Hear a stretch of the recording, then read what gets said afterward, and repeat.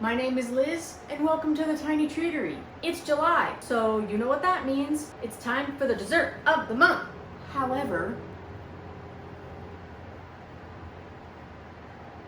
on the day this gets uploaded, on July 2nd, it will be my birthday! So I'm not doing the dessert of the month this week. I will do it next week, because I want to enjoy my birthday and not eat something gross. So instead, what I'll be doing today is making a mini recreation of my very first birthday cake, which is shown here in this picture. This is the only picture I have of it, so I can't really see it very well, but it's okay. I'm gonna do my best with the information I have in this photo. So I'll show the recipe for the cake part on screen now, both with the original and tiny yield, and meet you in the kitchen.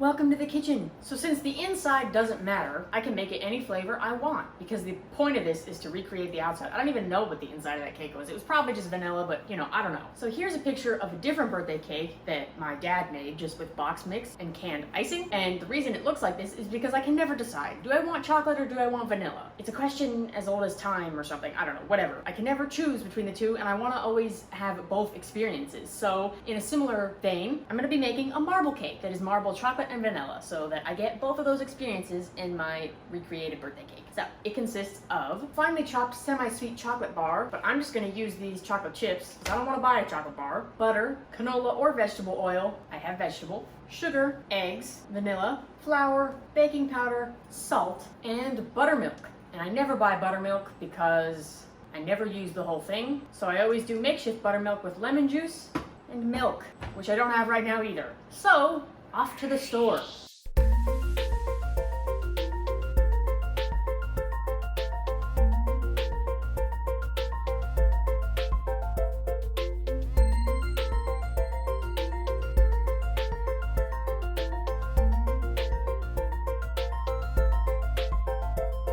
All right, first things first, let's get measuring.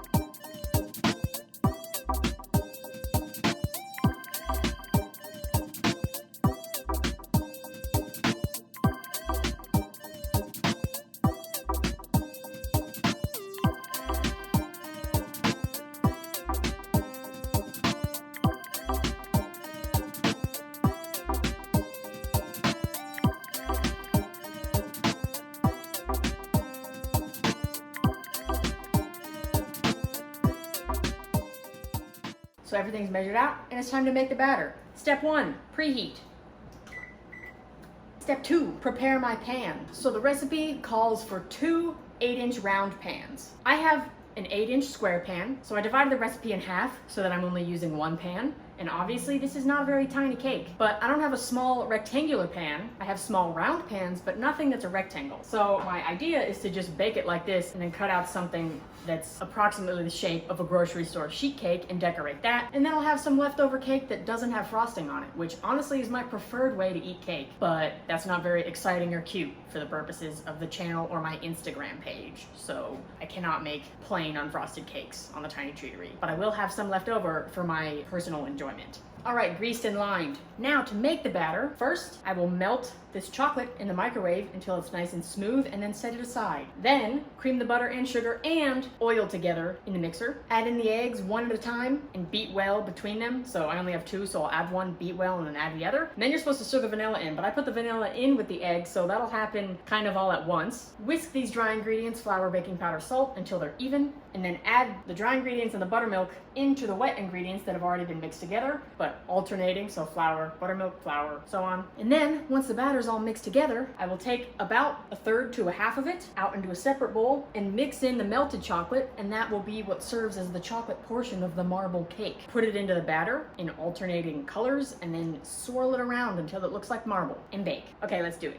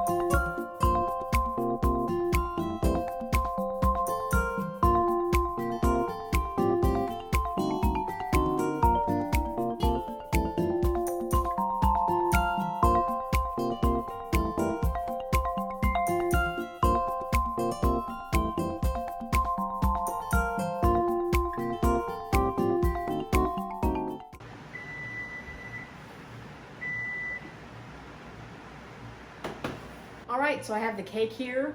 Looks very pretty and marbled. I have to let it cool for a while, and then I will cut out my birthday cake rectangle and decorate it. Okay, so the cake is cooled down. I cut out a slab that is approximately the proportions of a quarter sheet cake, but smaller. So this is 6 inches by like 4 1/4, which is like about a sizing down of 9 by 13. And I have all this extra cake.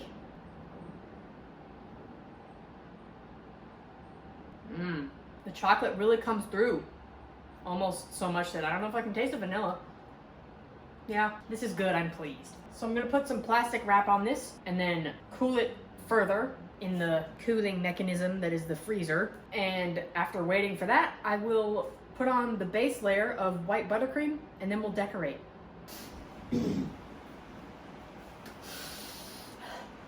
Hi, it's me from the previous day, and I'm gonna be making buttercream now because I hate it and I like to do it first, and I have seasonal allergies. So partially because my apartment is still pretty warm, and to better emulate the experience of grocery store frosting, I'm gonna be doing about 50-50 butter and shortening in this buttercream. So, let's start. By the way, if I'm acting kind of insane, it's because I haven't had regular human contact in like 5 or 6 days, and I've been binging iCarly, so my understanding of the way that people talk and act is like severely warped right now. So I can like feel it in the way that I'm talking. My cadence is probably a little Nickelodeon-ish, and I'm sorry, I can't apologize enough for that. Also, if you don't know why using shortening is a good way to combat my 2 issues of the heat and wanting grocery store icing, it's because grocery store icing uses shortening, or at least it doesn't use actual butter most of the time, and shortening has a lot higher melting point, so in this heat it will not melt as easily as I'm trying to decorate my little cake.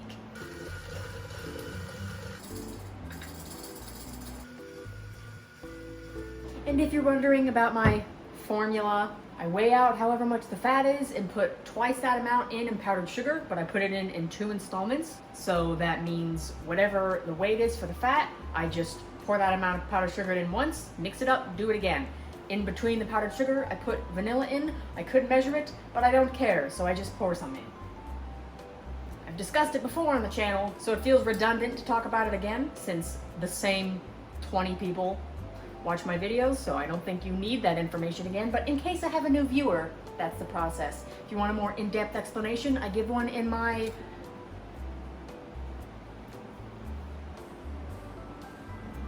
coming out cake for Pride Month video, so click there, I think.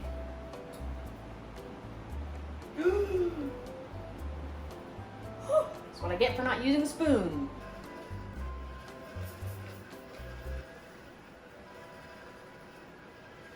And there's my buttercream. I don't know why I always make such a big deal about how much I hate doing it, because it really is not that hard. It doesn't take that long, but it's still nice to have it ready when it's cake decorating time. It's also very stiff right now, but I don't have milk yet, so I will deal with thinning it out when the time comes. Taste test.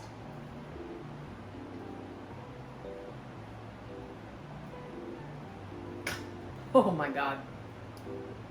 That's rough. Might need a little salt to cut the sweetness. I doubt that helped, but I think I accidentally might have made it a little salty, so that's not great.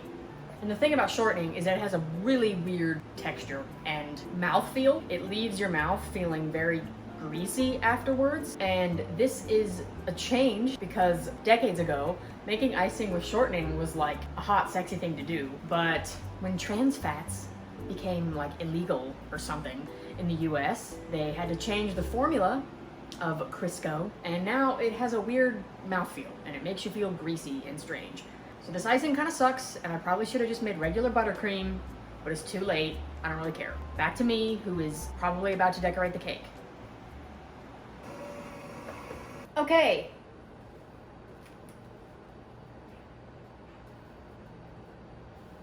I have thinned the icing out since I got the milk this morning. Let's make a nice, beautiful, smooth base layer.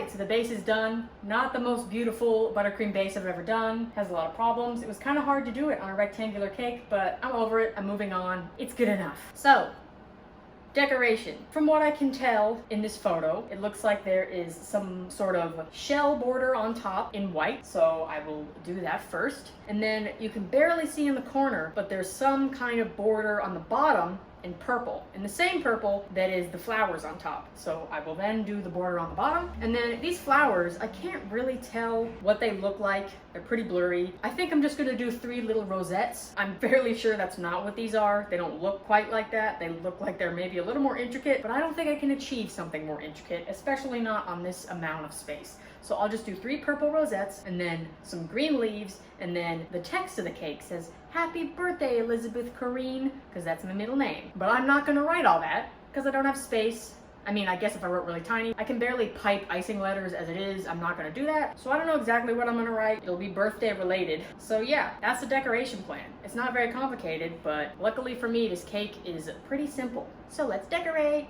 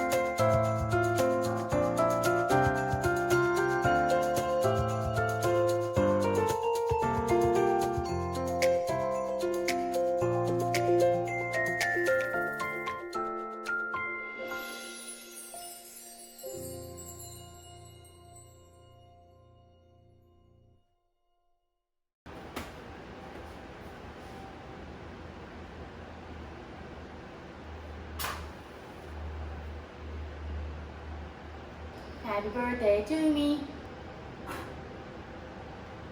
Let's cut into the cake. So of course, when you're cutting out the very first slice of a birthday cake, particularly a grocery store birthday cake, you gotta get the corner piece because it has the most icing. And you can get a little bit of the flower icing as well on there, which is just an additional bonus to the icing. And you can see it's wonderfully and beautifully marbled. It looks very tasty, but I don't know if it will actually be very tasty because, like I said, this frosting tastes kind of bad. I did not do a great job. So I guess it's a little silly that I specifically want the piece that has the most icing, but you know, that's what you do when you're a kid and you get your birthday cake. You get the big juicy corner piece, so I had to emulate that experience. Enough dilly-dally. Let's taste.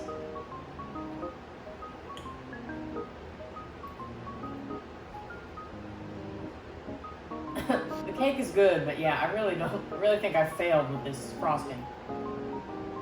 Another thing, when you're eating the corner piece, you gotta eat the whole inside, and then once you do that, you get to eat the edges. I'm just gonna go for the edge now though, for the purposes of the video. Oh no, it fell. I'll try again on this corner. Yes, what you love to see when you're a little kid.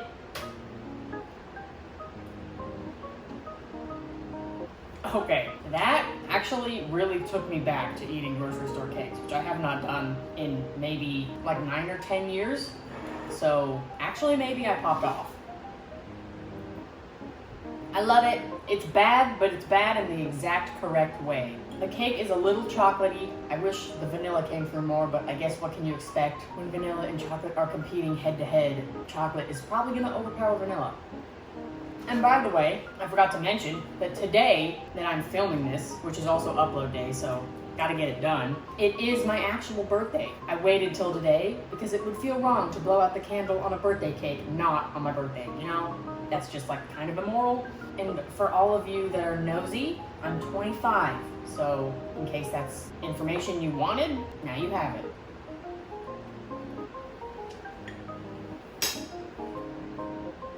And just like a grocery store cake, I feel ill now that I have eaten that whole slice. Which means it was the perfect emulation. So thanks for watching, and subscribe for more baking adventures. And happy birthday to me.